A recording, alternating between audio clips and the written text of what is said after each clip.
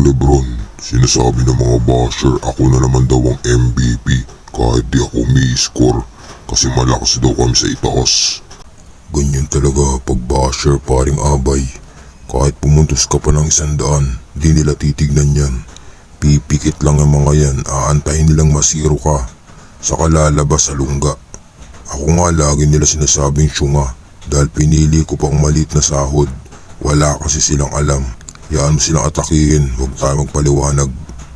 Oo nga di nila alam nasa chill mode na tayo sa basketball.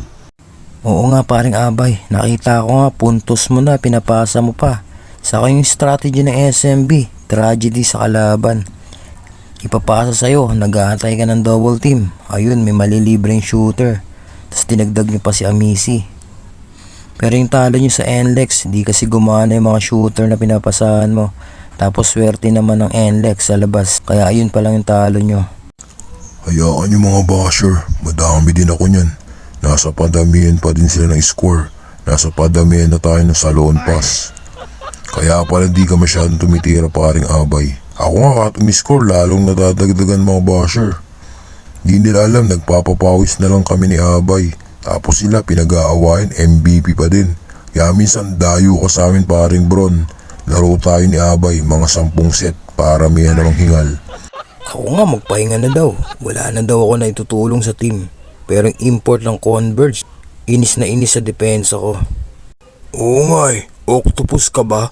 Parang ang dami mong galamay. Hindi ako makadribble na maayos. Kakainis ka na Dahil sa'yo papalitan na ako ni Clark. Ano? Tinatawanan nyo kami. Mamaya 6-1 na kayo. Sinuwerte lang kayo nung unang paghaharap natin. Isa lang lamang nyo. Huwag na umasa. Pero sige, paunahin namin kayo. Patambak kami, tas sa huli kami pa din mananalo. Para medyo masakit uli. Ulit-ulit lang yan. Magnolia, bantayan nyo yung nananakit dyan sa Meralco. Sino ba yun?